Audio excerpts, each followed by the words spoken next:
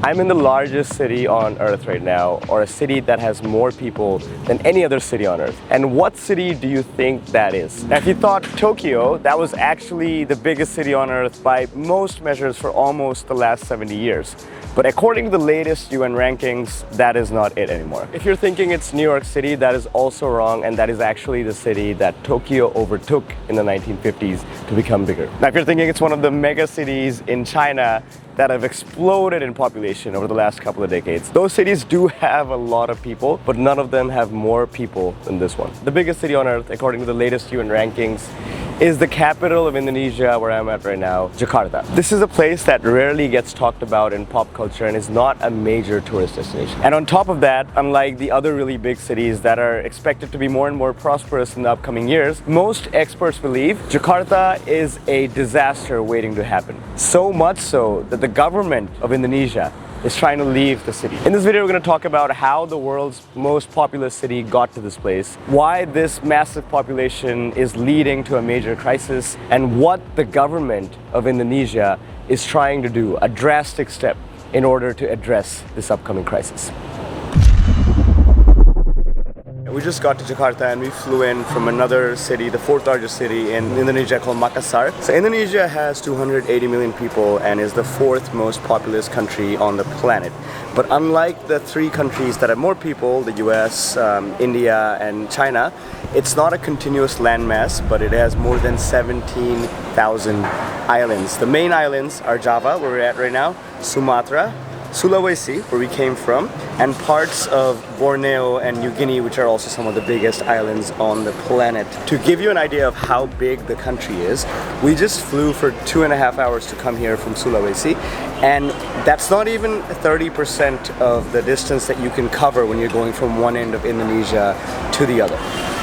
Our Gojek just arrived to go to the hotel, so we're heading there. So Java, although only has 7% of the land area of Indonesia, it is home to more than 55% of the population.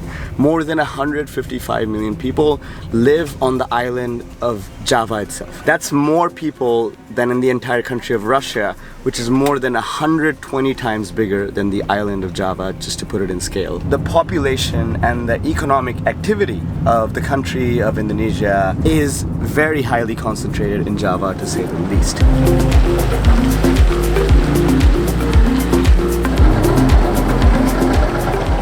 We took a grab scooter 30 minutes from our hotel. Right now we're in the Sunda Kelapa port, which actually used to be the main port, or one of the main ports for the Sunda kingdom that was based around this area many hundred years ago. So this was a very important regional trading hub long before the Europeans arrived. This worked as an important gateway linking the archipelago of Indonesia, or the islands around it, to the global maritime routes. All the way until the end of the 19th century, this port right here was the main port for Jakarta, and then it was moved a bit more east to a more deep water port. Okay, now for a quick message from our sponsors. If you're heading to Southeast Asia or taking a trip to anywhere else, do yourself a favor and sort out your data before you get there. I used the Simify Southeast Asia eSIM package for this trip. So an eSIM is basically a digital SIM card that lives on your phone, so you don't need any physical SIM cards and you don't need to swap out different SIM cards. Setting up the Simify eSIM only takes a few minutes.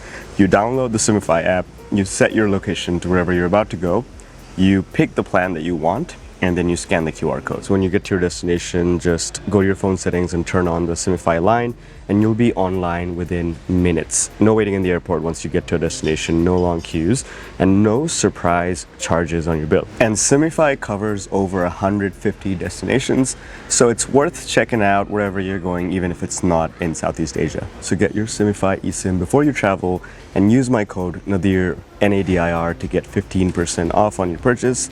Links will be in the description. Now let's get back to Jakarta. So in 1522, the first Europeans arrived to this area, and they were the Portuguese, and they never established control, so this region or this settlement was controlled by the locals. But then in 1619, the Dutch came and they actually established control of the region, and they rebuilt this city as Batavia. which was their administrative capital for the region. Right now we're in Kota Tua, Jakarta, which is a remainder of old Batavia, the first walled settlement of the Dutch in the Jakarta area. And you can see a lot of restored Dutch colonial buildings here. I hope you can hear me because it's really loud right here and there's some live music going on. So Batavia became the administrative and financial capital of the Dutch East Indies for more than 300 years. And the Dutch East Indies is what eventually went on to become Indonesia. During World War II, the Japanese came and occupied, I think, all of Indonesia. But after World War II, the Indonesians finally gained independence from the Dutch, but they kept Jakarta, which was Batavia, as the capital of the newfound country. After independence, Jakarta became Indonesia's political and economic center, attracting jobs, investment, and government activity. The population of Indonesia grew rapidly at the same time, and millions moved from rural areas to the city for work and better opportunities, causing the explosive growth that we saw in the next half century and beyond. In 1945, the population of the city was only 600,000. By 1970, that number had drastically increased to 4 million people. And by 2020, just within the inner city limits of Jakarta, lived over 10 million people. And by the most recent estimate from last year, Jakarta is the biggest city on earth by metropolitan population with a whopping 42 million people. Anyone that has lived in a big city with a lot of people can tell you that the biggest problem, or one of the biggest problems that you face in a city with a lot of people, is traffic. And the traffic of Jakarta is infamously really bad, and it is like very much in display behind me as we're getting towards rush hour, or we're already in rush hour. So most people in Jakarta actually use private transport to get around the city, with only like a quarter of the residents using public transport. And year after year, for many years, Jakarta has been consistently ranked by many different rankings as one of the most congested cities in the whole world. Okay, right now we're at the Hotel Indonesia roundabout, which is a famous roundabout in Jakarta, which is known for the traffic here coming to a complete stop during the day when the traffic's really bad. And with all this traffic in Jakarta, also comes the pollution that is coming out of these vehicles and making the air pollution levels much worse. On top of that, surrounding Jakarta are a bunch of coal-powered power plants that are powering the city, which also adds to the air pollution levels as well. All of these things combined mean that Jakarta, year after year, has ranked in terms of air pollution as among the worst cities in the world when you're looking at mega cities.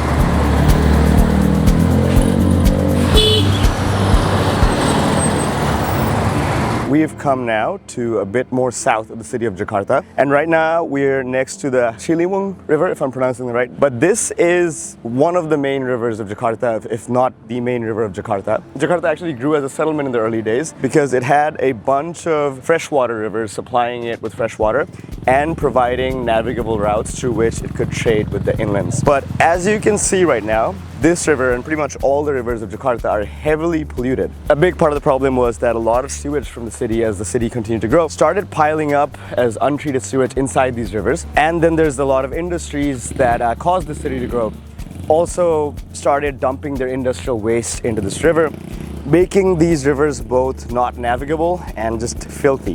Definitely not a source of fresh water anymore like they used to be. So speaking of the water issues in Jakarta, we've come to the Bay of Jakarta. And on top of dealing with water pollution in the rivers, Jakarta is dealing with two more problems related to the water. The sea levels are rising and the city is sinking. This is proof that Jakarta has sunk below sea level here. This used to be a two-story house. Now, if you're wondering how a city is sinking, allow me to explain. The city sits on a low-lying swampy land with 13 rivers, including the Ciliwung River that we just saw, making it a highly flood-prone area. On top of that, millions rely on groundwater extraction to get their water supply, which causes soil compaction and subsidence, which means the land is actually getting lower because of the water being extracted. On top of that, there's been a lot of rapid urban development on top of the city of Jakarta, and all of this stuff being built on this soft soil causes the soil to sink further, although this is not the main cause of the soil and the city sinking. So 40% of Jakarta actually right now sits under sea level as the city continues to sink. And in 2014, the government of Indonesia unveiled this grand project to counter this threat: the giant seawall of Jakarta. So there's this massive seawall that the government is planning to build around like most or much of Jakarta Bay. This was originally supposed to be completed in the 2020s, but there have been a lot of delays and a lot of redesigns, and it's still far from being finished in 2026. This plan also included turning the water within the walls to be a huge freshwater reservoir that would be supplied by the 13 rivers of Jakarta. But before that, they would definitely have to clean up the rivers and make the water actually usable fresh water. And that was also included in the plan. They also planned like major land reclamation around the wall and massive new urban developments on or around the seawall itself. But this plan also comes with major controversies and risks. It requires the forced eviction of coastal residents. A structural failure caused by terrorism or an unforeseen event could result in a catastrophic flood. Significant environmental concerns have been raised by experts and advocacy groups regarding the building of the seawall in the middle of the bay. So as sea levels keep rising, the wall would become a very critical and vulnerable asset for the government of Indonesia, as it would be an easy place to target if anyone wanted to target the capital of Indonesia. So right now I'm in front of Merdeka Palace. Merdeka, the word means freedom, you might remember from my previous videos. And this is considered the most prominent presidential palace in all of Indonesia's history. But that might change very soon for a wild reason. The way the Indonesian government is dealing with all these threats to the city of Jakarta, which is the capital, which is being caused by the overpopulation, is very interesting.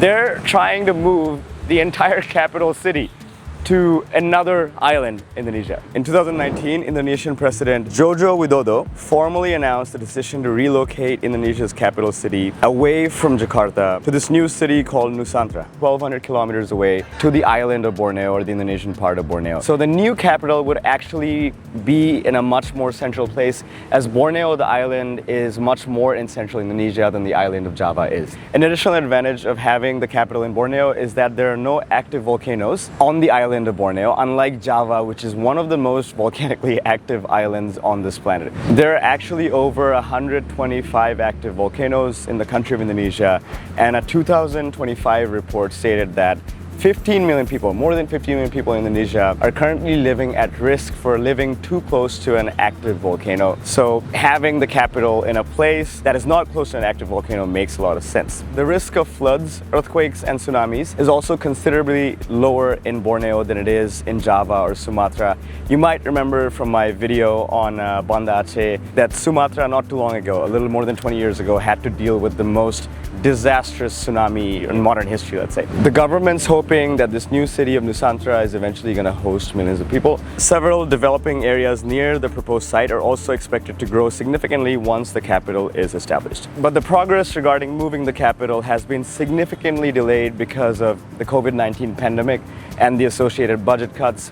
But in 2022, construction finally began of the new capital after all these delays. By 2024, the president had already begun working from the new capital during visits, holding meetings there, although the government has yet to fully relocate over there. The total estimated construction cost of this new capital is supposed to be somewhere around $32 billion. Right now we're in the business district of Jakarta, where you'll find the highest skyscrapers in the city. And in these big buildings are the offices of the biggest company in Indonesia. So despite the mega project to move the capital to a new city, Jakarta still remains the economic core of Indonesia. The government only hopes that this project will help redistribute the population and help reduce some of the pressures that are being felt due to this overpopulation. It's important to note that this move will not really solve any of Jakarta's issues, and Jakarta will continue to face congestion, overpollution, flood risk, and the land below the city sinking. But it's important to note that despite all of that, the people of Jakarta are not really abandoning the city, and the city is actually projected to grow despite this big move. So only the government of Indonesia is the one that's abandoning Jakarta as its administrative capital. And honestly, that might be the best move for all parties involved here. Alright, that's it for this video. If you like this video, don't forget to like it. If you want to watch more videos like this and more travel documentaries, feel free to subscribe to my channel. And if you want real-time travel updates from me, feel free to follow me on Instagram at Nadir on the go. I'll catch you on the next video from, I'm not exactly sure where, but it's probably going to be from a different continent.